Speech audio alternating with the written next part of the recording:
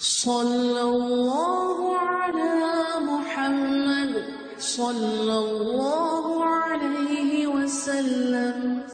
اعوذ باللہ من الشیطان الرجیم، بسم اللہ الرحمن الرحیم، والصلاة والسلام علی رسولہ الکریم۔ بخاری شریف باب صفت الصلاۃ، اور اس کے اندر جو چھوٹا باب ہم پڑھیں گے وہ جو ہم نے پچھلی دفعہ شروع کیا تھا وہی باب ہے، اور اس کے ضمن میں اگلی حدیث آج ہم پڑھیں گے۔ باب ہے ما یقول بعد التکبیر، کہ نمازی تکبیر تحریمہ کے بعد کیا کہے۔ پچھلی دفعہ ہم نے دیکھا تھا دو احادیث اس ضمن میں ہم نے دیکھی تھی۔ ایک یہ کہ نبی کریم صلی اللہ علیہ وسلم الحمدللہ رب العالمین سے شروع کرتے تھے، یعنی بسم اللہ الرحمن الرحیم دل میں پڑھتے تھے، اونچی آواز میں نہیں پڑھتے تھے۔ اور دوسری حدیث ہم نے پڑھی تھی کہ نبی کریم صلی اللہ علیہ وسلم الحمد شریف سے پہلے اللہ اکبر کہنے کے بعد دعائیں پڑھتے تھے، ثنا پڑھتے تھے اللہ تعالیٰ کی اور دعا پڑھتے تھے، اور مختلف دعائیں ہم نے دیکھیں اور ان پہ ہم نے کچھ بات بھی کی تھی۔ آج جو حدیث ہم پڑھیں گے یہ ہے 712، اور یہ حدیث حضرت نافع مولا ابن عمر رضی اللہ تعالیٰ عنہ سے روایت ہے۔ اخبرنا نافع ابن عمر قال حدثنی ابن ابی ملیکہ عن اسماء بنت ابی بکر، کہ یہ نافع جو ہیں حضرت ابن عمر سے، اور پھر وہ حضرت ابن ابی ملیکہ سے، اور پھر حضرت اسماء بنت ابی بکر سے روایت کرتے ہیں۔ ان النبی صلی اللہ علیہ وسلم صلی صلاۃ الکسوف، کہ نبی کریم صلی اللہ علیہ وسلم نے صلاۃ کسوف پڑھی، یعنی جو سورج گرہن کی نماز ہوتی ہے وہ پڑھی۔ فقام فاطال القیامہ، تو آپ صلی اللہ علیہ وسلم نے قیام کیا اور لمبا قیام کیا۔ ثم رکع فاطال الرکوع، پھر رکوع کیا اور لمبا رکوع کیا۔ ثم قام، پھر کھڑے ہوئے، فاطال القیامہ، اور پھر لمبا قیام کیا۔ ثم رکع فاطال الرکوع، پھر جھکے اور رکوع کیا اور پھر لمبا رکوع کیا۔ ثم رفع، پھر اٹھے۔ ثم سجدہ، پھر سجدہ کیا۔ فاطال السجود، اور لمبا سجدہ کیا، طویل سجدہ کیا۔ ثم رفع، پھر اٹھے۔ ثم سجدہ، پھر سجدہ کیا۔ فاطال السجود، اور پھر لمبا سجدہ کیا۔ ثم قام، پھر اٹھے۔ فاطال القیام، اور لمبا قیام کیا۔ ثم رکع فاطال الرکوع، پھر رکوع کیا اور لمبا رکوع کیا۔ ثم رفع فاطال القیام، پھر اٹھے اور پھر ایک لمبا قیام کیا۔ اور یہ جو لمبے قیام تھے یہ سورۃ البقرہ اور سورہ آل عمران وغیرہ کی جو لمبی صورتیں ان کے برابر قیام تھے۔ ثم رکع، پھر رکوع کیا۔ فاطال الرکوع، پھر لمبا رکوع کیا۔ ثم سجدہ، پھر سجدہ کیا۔ فاطال السجود، اور لمبا سجدہ کیا۔ ثم انصرف، پھر سلام پھیرا۔ فقال قد دنت منی الجنہ، کہ جنت میرے قریب لائی گئی۔ حتی لو اجترأت علیہا، یہاں تک کہ اگر میں جرأت کرتا، لجئتکم بقطاف من قطافها، تو اس کے خوشوں میں سے ایک خوشہ میں توڑ کے لے آتا۔ ودنت من النار حتی قلت، اور دوزخ بھی میرے قریب لائی گئی یہاں تک کہ میں نے کہا ای ربی وانا معاہم، کیا میرے رب کیا میں ان میں سے ہوں۔ فاذا امرأۃ، اور پھر آپ صلی اللہ علیہ وسلم نے فرمایا کہ پھر ایک عورت، حسبت انہ قال، اب یہ نافع کہتے ہیں کہ میرا خیال ہے ابن ابی ملیکہ نے کہا کہ تخدشها حرۃ، کہ وہ اس کو ایک بلی نوچ رہی ہے۔ قلت، میں نے کہا ما شأن ھذہ، یعنی اب نبی کریم صلی اللہ علیہ وسلم کا قول شروع ہو گیا کہ آپ صلی اللہ علیہ وسلم نے فرمایا کہ یہ کیا بات ہے، یہ کیا ہو رہا ہے۔ قالوا، کہا گیا، یعنی فرشتے جواب دے رہے ہوں گے، قالوا حبستھا حتی ماتت جوعا، کہ اس عورت نے اس بلی کو حبس میں رکھا، یعنی بند کر کے رکھا یہاں تک کہ وہ بھوک سے مر گئی۔ لا اطعمتھا ولا ارسلتھا تاکل، نہ تو اسے کچھ کھلایا اور نہ اسے چھوڑ دیا کہ وہ جا کے کچھ کھا لے۔ قال نافع کہتے ہیں حسبت انہ قال، میرا خیال ہے انہوں نے کہا من خشیش و خشاش الارض، کے زمین کے کیڑے مکوڑے یا خالی کیڑے مکوڑے یا زمین کے کیڑے مکوڑے کھا لیتی۔ اچھا، یہ حدیث ہم پیچھے بھی پڑھ چکے ہیں، وہاں کسی اور باب میں پڑھی تھی، طویل نماز اور سر پہ پانی ڈالنے کے بیان کے سلسلے میں پڑھی تھی۔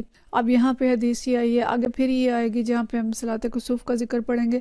یہاں پہ جو حدیث آئی ہے اس میں یہ ہے کہ تکبیر تحریمہ کے بعد نبی کریم صلی اللہ علیہ وسلم کیا پڑھتے تھے۔ تو دو چیزیں ہم نے پچھلی حدیث میں دیکھی تھیں، جیسے میں نے پہلے بھی کہا کہ الحمد شریف سے شروع کرتے تھے، سورہ فاتحہ سے، اور پھر اگلی حدیث میں تاکہ ثنا پڑھتے تھے۔ اب یہاں امام بخاری یہ لا رہے ہیں کہ تکبیر تحریمہ کے بعد قرات بھی ہوتی ہے، یعنی سورہ فاتحہ کے علاوہ دوسری صورتیں بھی پڑھی جاتی ہیں۔ اور نماز کسوف جو تھی سورج گرہن کی نماز، اس میں نبی کریم صلی اللہ علیہ وسلم طویل قرات کرتے تھے، لمبی قرات کرتے تھے، لمبی بڑی صورتوں کی، جو سورہ بقرہ، سورہ آل عمران، سورہ النساء اور پھر اتنا ہی لمبا رکوع اور پھر اتنا ہی لمبا سجدہ، یعنی جتنی دیر تک سورج گرہن رہتا تھا عموماً اتنی دیر تک وہ نماز جو ہے وہ پڑھی جاتی تھی۔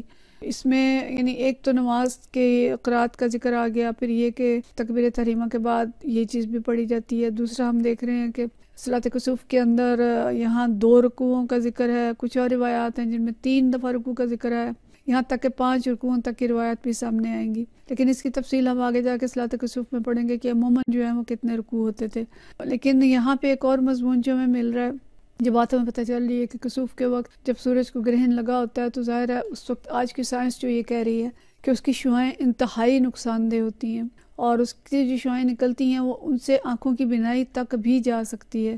تو اللہ کے نبی صلی اللہ علیہ وسلم نے اس وقت اس کی شعاؤں سے بچنا، یہ فائدہ جو ہے وہ اس نماز سے ہمیں حاصل ہو رہا ہے، اگرچہ اس کا اللہ کا قرب ذریعہ تھا اس نماز کا، اور صلی اللہ علیہ وسلم نے جو اس کام کو ادا کیا تو ظاہر اس کے بہت سارے مقاصد ہوں گے، لیکن دنیوی لحاظ سے ہمیں یہ لگ رہا ہے کہ سائنٹیفکلی بھی سورج کی شعاؤں سے بچنے کا یہ بہت اچھا اہتمام ہے، اور اگر ہم دین کے کسی بھی حکم پہ عمل کریں گے تو جو دنیوی فائدے ہیں وہ ہمیں بذات خود حاصل ہوں گے، لیکن اصل مقصد جو ہوتا ہے وہ دینی ہی ہوتا ہے کہ اس سے ہمیں اللہ کی رضا حاصل ہو اور نبی کریم صلی اللہ علیہ وسلم کی سنت پر عمل حاصل ہو۔ اچھا، اس میں ایک اور چیز جو ہمیں پتہ چل رہی ہے کہ یہ ایک ایسی نماز تھی جس میں نبی کریم صلی اللہ علیہ وسلم کو جنت کا مشاہدہ کرایا گیا اور دوزخ کا مشاہدہ کرایا گیا، یہ بھی ہم پیچھے پڑ چکے ہیں۔ اور جنت کا مشاہدہ اس طرح سے کرایا گیا کہ آپ صلی اللہ علیہ وسلم اگر چاہتے تو خوشہ اس میں سے توڑ سکتے تھے، اور جہنم اتنی قریب آ گئی تھی کہ معاذ اللہ نبی کریم صلی اللہ علیہ وسلم کو محسوس ہوا کہ جیسے اس کے اندر جانے والے ہیں۔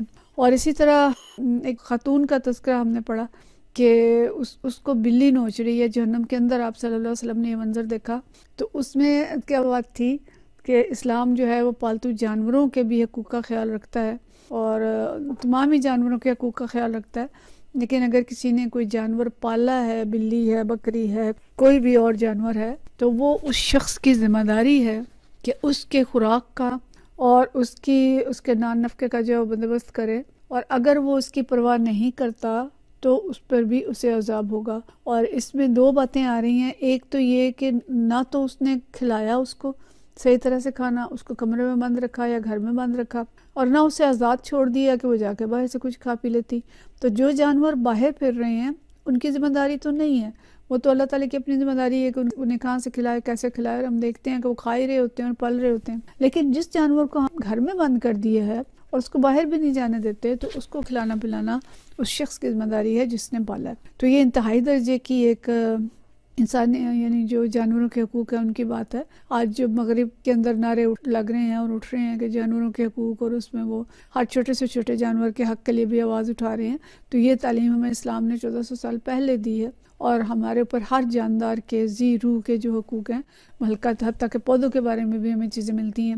تو بہرحال اس حدیث کے اندر جو ہمیں پتہ چل رہا ہے، ایک بات تو یہ کہ تکبیر تحریمہ کے بعد تلاوت، دوسری بات یہ کہ صلاۃ کسوف کے اندر مختلف رکوع اور طویل صلاۃ کسوف، اور تیسری بات جنت اور دوزخ کا مشاہدہ، اور چوتھی بات ہمیں یہ پتہ چلی کہ کوئی بھی پالتو جانور اگر ہے تو اس کا حق ادا کیا جائے، ورنہ یہ کہ وہ باعث سزا ہوگا قیامت والے دن، اور جس طرح کا اس کے ساتھ سلوک کیا ہوگا ویسی ہی سزا روز محشر ملے گی۔ اللہ تعالیٰ ہم سب کو اپنی پناہ میں رکھے اور تمام ہی دینی ذمہ داریاں جو ہیں ان کو ادا کرنے کی توفیق عطا فرمائے۔